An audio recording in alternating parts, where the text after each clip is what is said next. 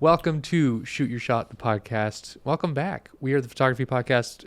I'm Timothy Musa.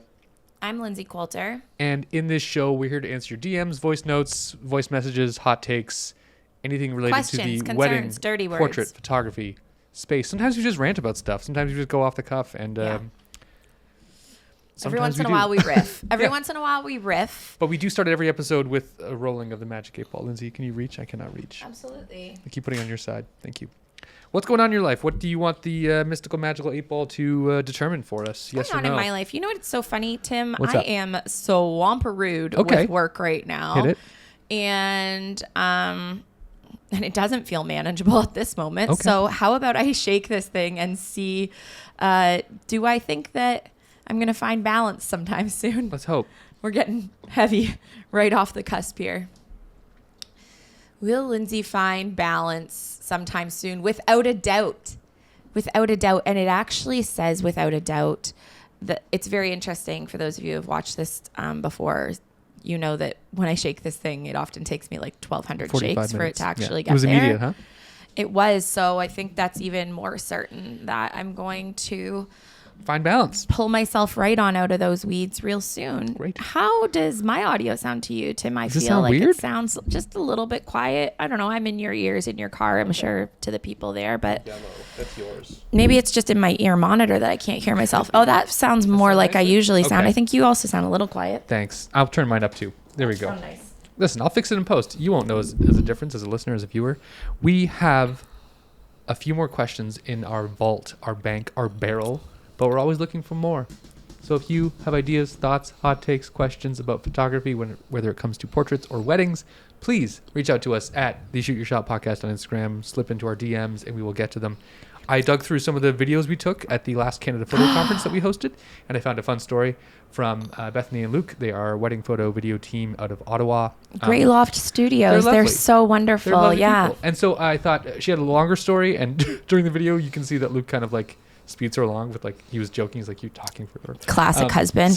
So I edited it so it sounds more concise and gets to the point in like a really sweet way. So got a little hot take from them. Not a hot take, a little story, a little wedding day story that I thought was really interesting. We could talk I can't about. wait to hear it. And if you have submitted a question in the past and we've already answered it, feel free to send another one. Oh my God.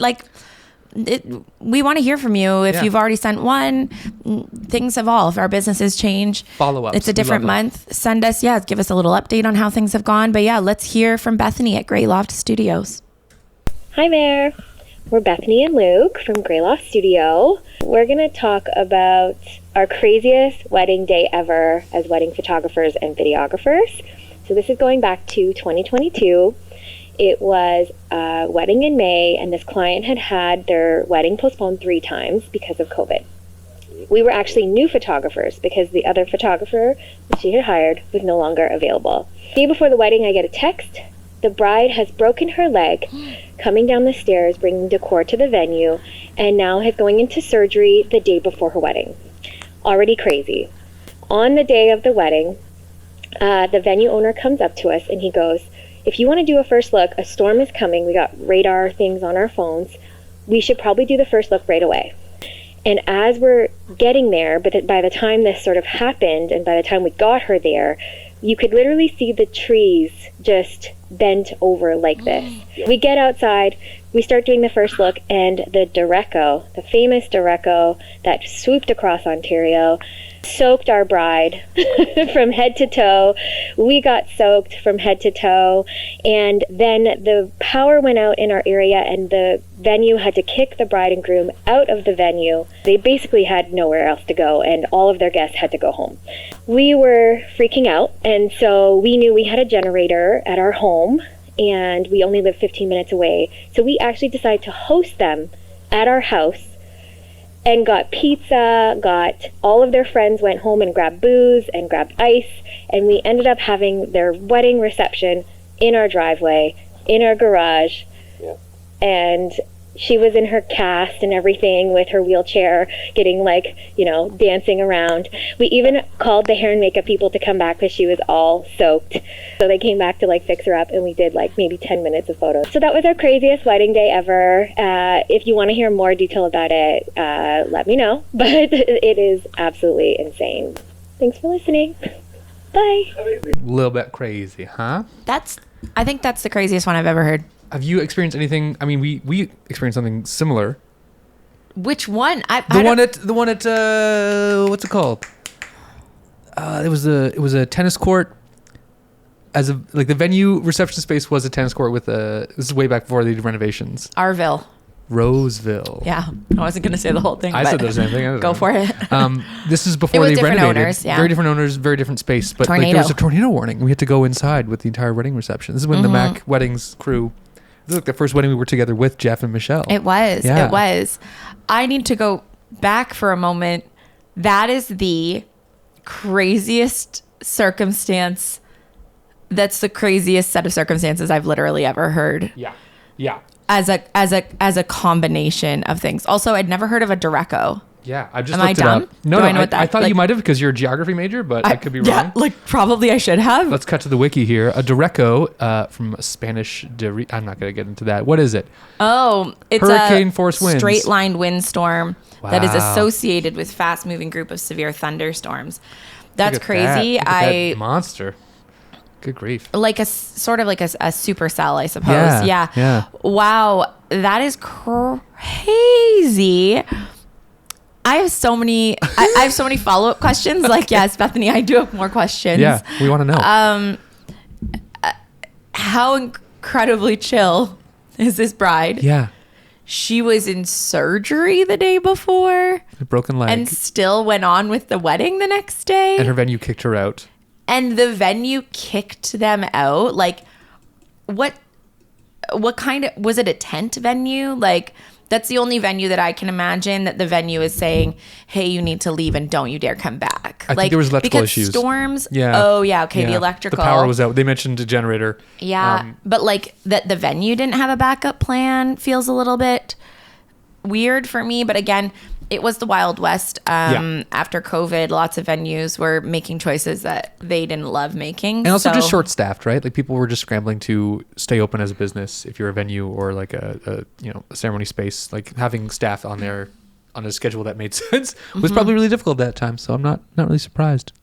I'm in shock, actually. That's so crazy. Yeah. We did have a tornado warning wedding. Yeah. And the thing that I remembered most from that, because as you mentioned, I have a geography degree. Hell yeah. Comes in super helpful.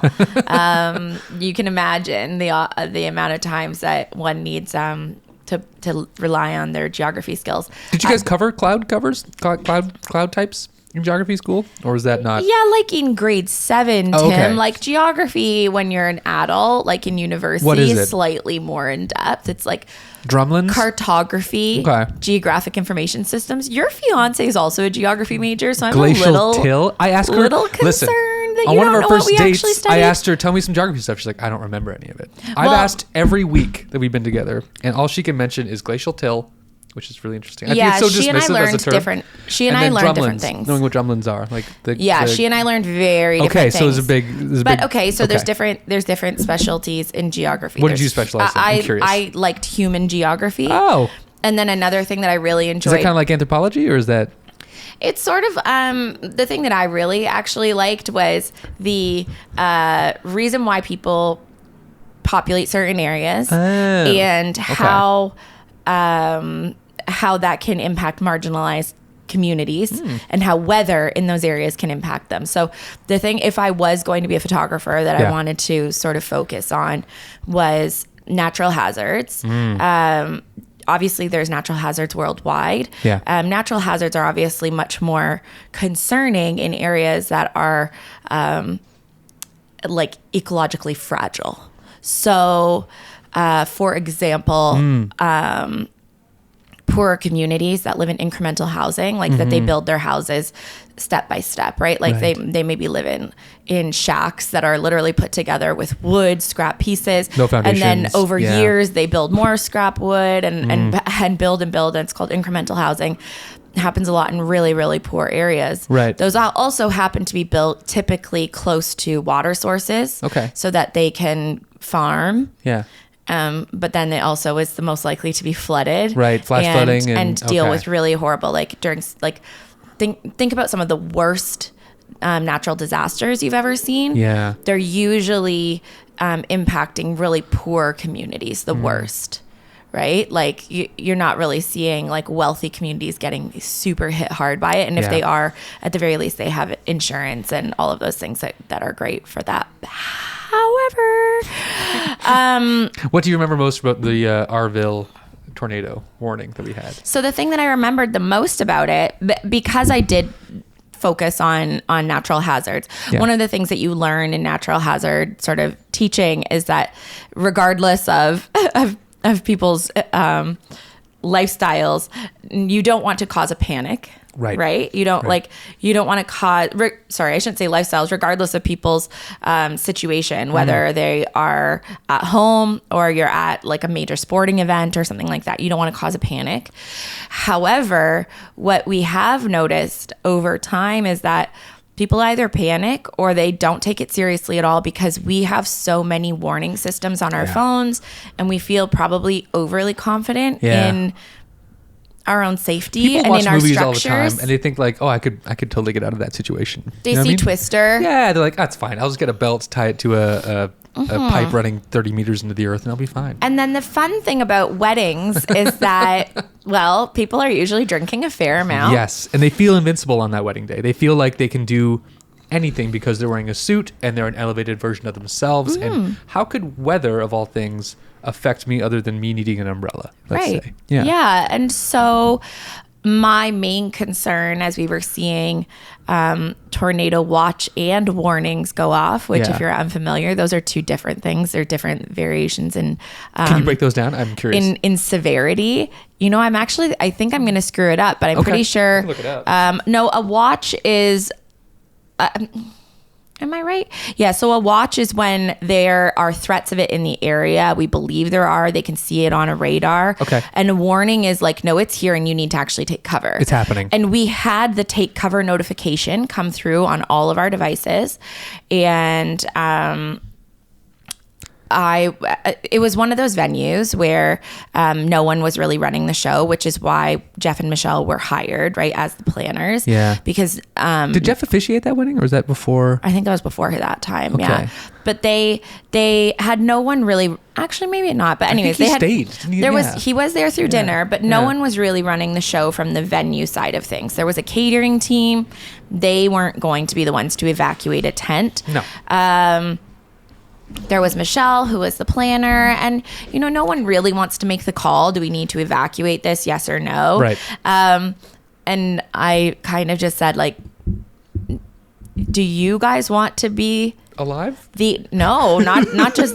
Do you guys? I'd like to be alive also. Yeah. But do you guys want to be the only sober people in this room right now that didn't say, everybody get your asses into the structure? Because there is an old like century stone house on this property that we could have not easily, but easily-ish moved everyone into just for a temporary period of time. We're talking half an hour or something, right? Like I remember that so not to get ahead, but like some people were didn't very want to resistant. do it. Mm-hmm. They stayed in the tent. So the first thing we did was we went up to the bride and groom. Michelle and I decided we have to tell people they've got to go. Yeah.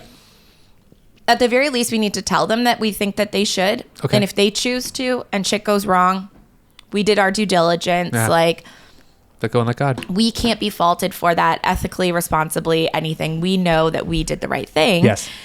So we go to the bride and groom. We're like, so we really think that we should move people inside. Yeah. The bride is a doctor. Firmly reasonable person. You know what I mean? She was like, yeah, move us inside then. Sounds perfect. If you think there's a threat, there's a threat. And like they'd been drinking as well. So she's just trusting the people that they had hired. Yeah. She said, what do you want to do? And I said, well, I don't think we want to make like an announcement per se, but I think I'll maybe just go around to some tables and let people know. I went around to tables and I said, there's a tornado warning. One has touched down in the area. There's a building there. Grab your drink, go inside. We'll let you know when it's time to come out. Yeah. Not one person left the tent. Moved. Wow. I was like, am I on glue here? So I get around to maybe the 10th table. Like I'm at the end. I'm at the table that's closest to the wedding party. Actually, I think maybe the wedding party had started. Yeah. But it really would have taken the wedding party moving in for everybody to follow suit probably. Truly. Yeah. But I went up to this last table and I said, so there's a tornado warning, tornadoes in the area, blah, blah, blah. I said the whole spiel. I said, and we're encouraging everybody who wants to move in. We are not going to be doing any speeches, not going to be doing any dancing, anything like that. Nothing's happening. We need this to go. And this one man locks eyes with me and he was like, there's a tornado in the area right now. I was like, yes, confirmed. He's like, I'm a fire captain. We need to evacuate this building right now. I was like, yes. Thank you, sir. He goes up with the MC. He makes an announcement. He's like, grab your drinks. Go inside right now. We needed like a forceful person. An authority figure also, that was sadly had to be a man for these fucking idiots to get up their asses. I do feel like if you had gone around, probably it would have been different, not to lie. But who knows? This guy definitely treated it differently. And also he was related to them. So they're listening to him, Yep. It all worked out in the end. I remember they brought a keg in. Do you remember that? Yes. The catering company. And it was like a kitchen party. It was like an East Coast kitchen party. I freaking loved everyone's looking around the table. Bride's the vibes like, were good. And she's drinking. There's like cake and stuff. I'm like, what's happening? This is the best. Do you remember, not to fan the flames of drama, but do you remember one of the groomsmen coming to you being like, hey, this isn't a big deal? Like he took you aside like a man would take a person aside and was like, hey, you're making people like uncomfortable. Like that was the vibe that he was giving off, was like, You're hysterical, woman. It was the MC. Calm down. Was the MC? Okay, that's who it was. It was the MC saying we don't need to stress everybody out. Yes. And it's going to screw up the schedule. I was like, buddy, of all the people that are concerned about the schedule, it's those of us who are actually scheduled to leave quite soon. And now we're going to have to stay at no extra cost to the couple because that's the kind of people that we are. He probably wrote a really good joke and he was excited about telling it and he didn't want that to be skipped or bumped from the schedule. It's so funny because that venue for a period of time was freaking famous for having floods, bad weather. Yeah. I think anywhere where there is no backup plan, when it's a tent wedding, it's just destined to happen. They're just, you are taunting the universe. You are shaking your middle finger up at God. You're taunting the universe saying, yeah, we live in southwestern Ontario where we get tons of crazy summer weather. Yeah.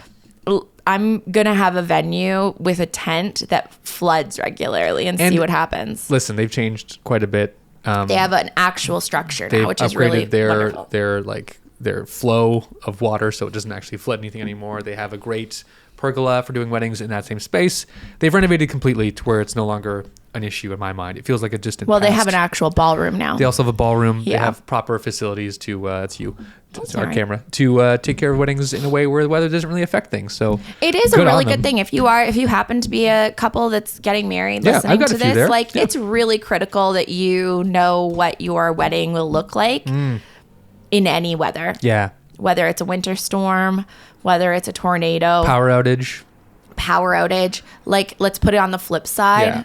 Not to pit them against. Well, we're pitting an old version of this venue on, and they've learned. And I don't think it's the same owners. In fact, no, it's not. But to flip it to the other side of things, Elora Mill, if they were to have a tornado warning, they have, first of all, a stone building.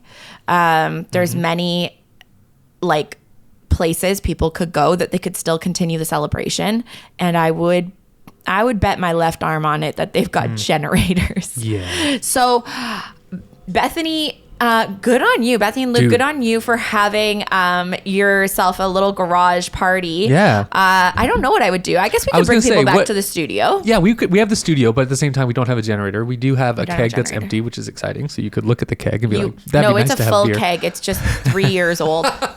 4. So we have double fermented beer. We have a fridge of Red Bull right now, which is very exciting. That's nice. Yeah, we have really bad beers, water in our tap. We have a couple candles. We could have some nice lighting. We have lighting. some of these are battery powered. None of these are battery powered, actually. I take that back. We could host a podcast. What could we do? What is your level of So Bethany the other and thing Luke? is, I don't think that I would do it. No. I think that they're better people than I am. I wouldn't invite people back to my home. Okay.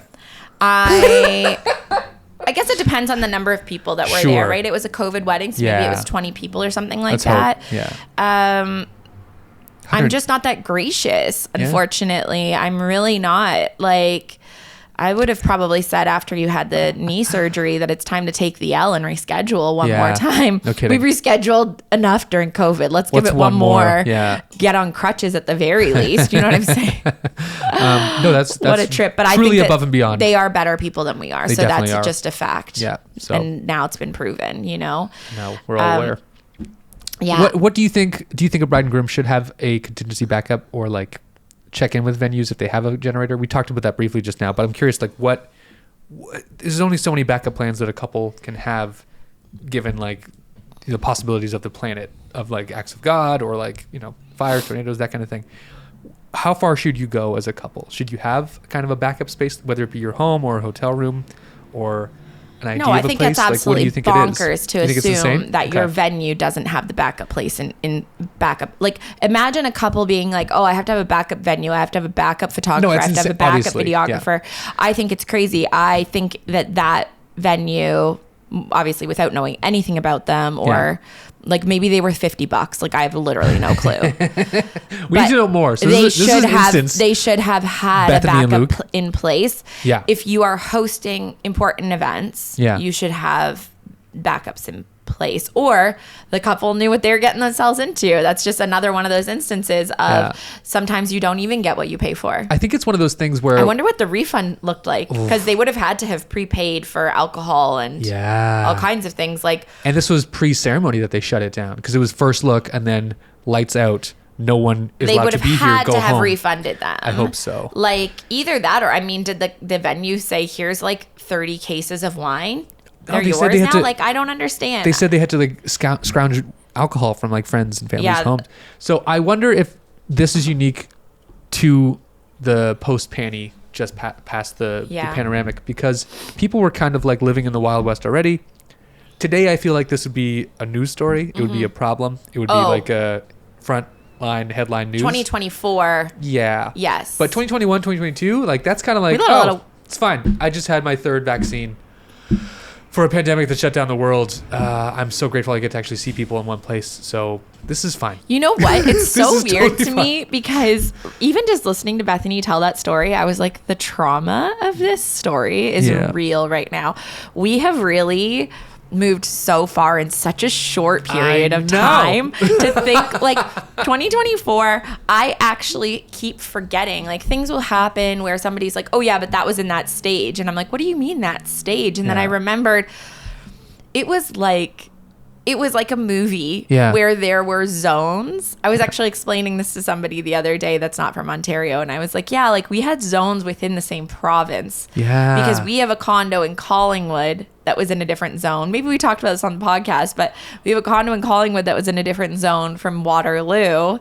So if you wanted to go out for dinner, you just got to like go for an hour and a half long drive. Like To a what zone. in the world Yeah. kind of end game situation were we dealing with? Like That's the it same was as- so random. not you to could date have ourselves. but you could have weddings in different areas. Like we had couples that were like, oh yeah, our wedding can happen. It's in Muskoka. Yeah. But if your wedding's in downtown Toronto, absolutely not. It's getting canceled Hell for no. 2 years. This reminds me of, not to date ourselves too much, but during the crazy times of the early aughts, like 2001, Yeah.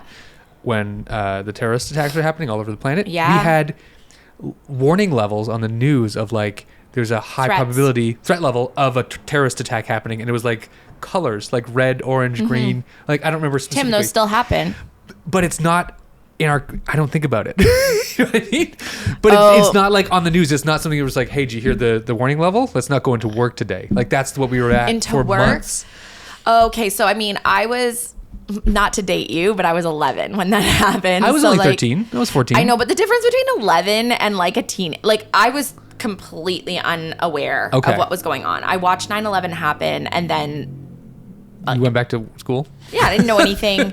Yeah. Like I was aware of, the only thing that I was aware of was that kids kept on saying that it was going to be World War III because they overheard an adult say that, right? Right, okay. And I thought that meant like that it was going to look like the wars we had learned about in school. Right, trench warfare and yeah, like I thought, like I'm like, oh, my dad's going to go to the draft or something. You know what I mean? Like I didn't know what that looked like. Right. That didn't make any sense to me. Right. But millennials, we really have been through it, right? Quite a bit. Like from terrorist attacks to COVID, I'm sure there's other things in there that I just like absolutely am blocking out because of trauma. But we have been through it, and I think that it's part of the reason why we're all so exhausted.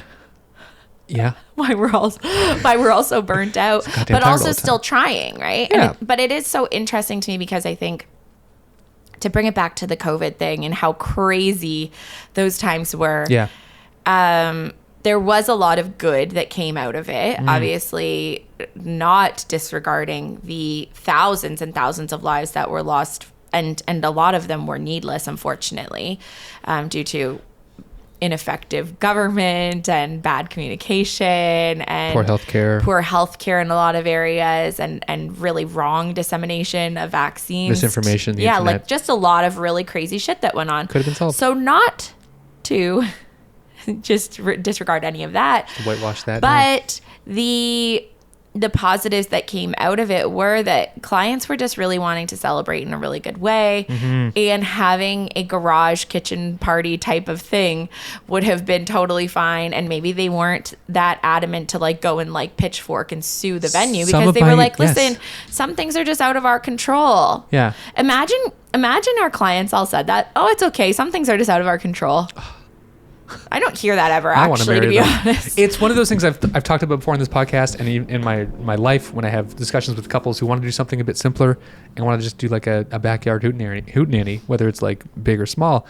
It's one of my favorite things that came out of the pandemic. And like you said, not to, sugarcoat the whole thing, it was a tragedy for the global population that we all live in. But it was like it was a great reset. And I've called it that for a while, because it made people focus on the things that really mattered.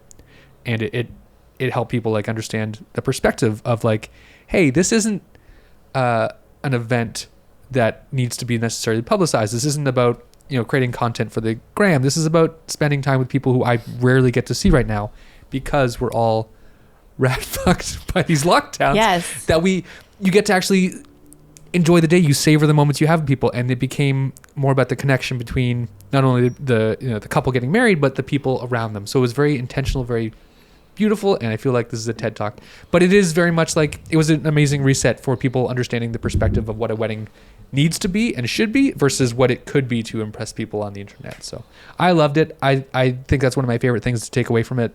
It's a perspective that it's always in the back of my mind, and I hope the couples that work with us coming up and in the near future or far future are hopefully thinking about that too. Because I think we talked about it.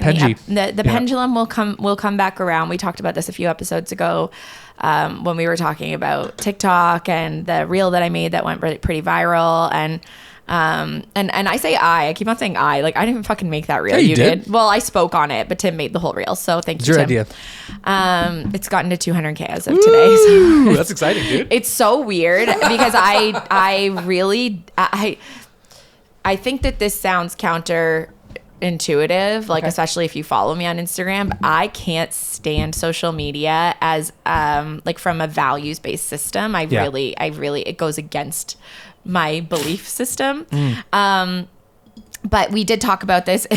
I'm like going on so many tangents. We did talk about this in the sort of TikTok-y episode, and about just losing the plot a little bit. And I do not fault. I think one of the things that we missed in that conversation is I do not fault these people for a second for wanting the big thing. Some of these couples that are getting married are people that missed their university graduation. Yes. No, you're right. They missed their 25th birthday party. They missed their 30th birthday party. They didn't get to say goodbye to grandparents. Like the people that are getting married right now, I would say most of our clients are in the 24 to 35 age range. That's just like the bulk of them. This is the roaring 20s. So think about the things that we all missed out on, right? Like my 30th birthday was in 2020. We missed friends getting married. We missed,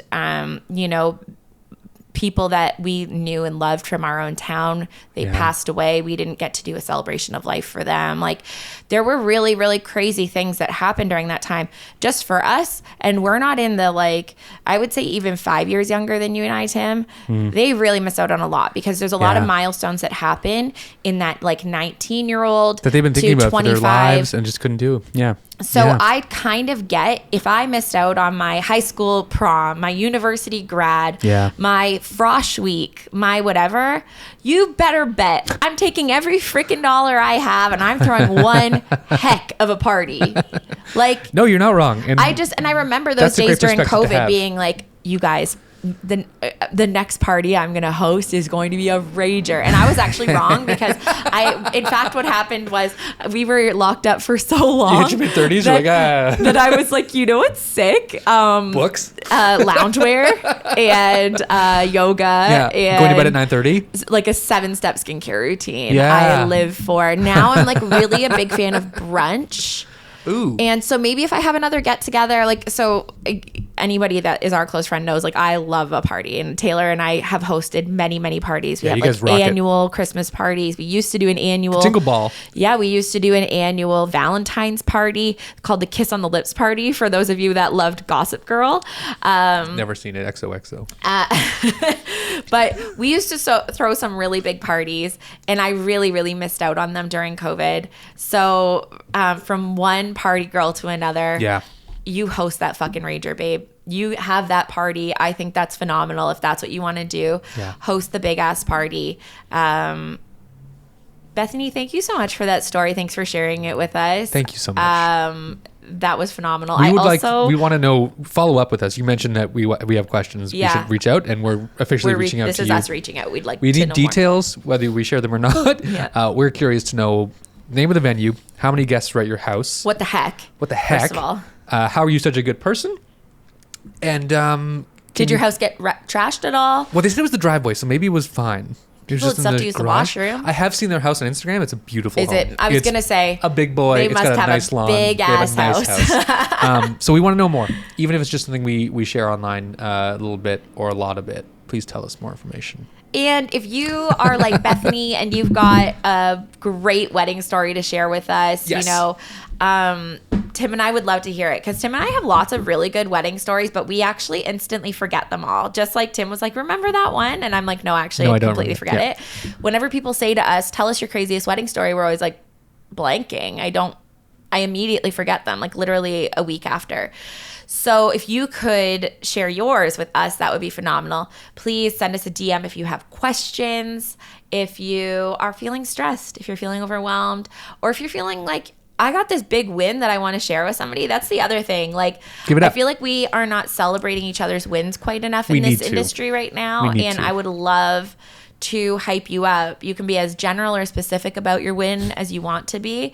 But maybe that's the current ask for this week to next is please send us a quick little note with a win that you've had, and maybe we'll share a bunch of them.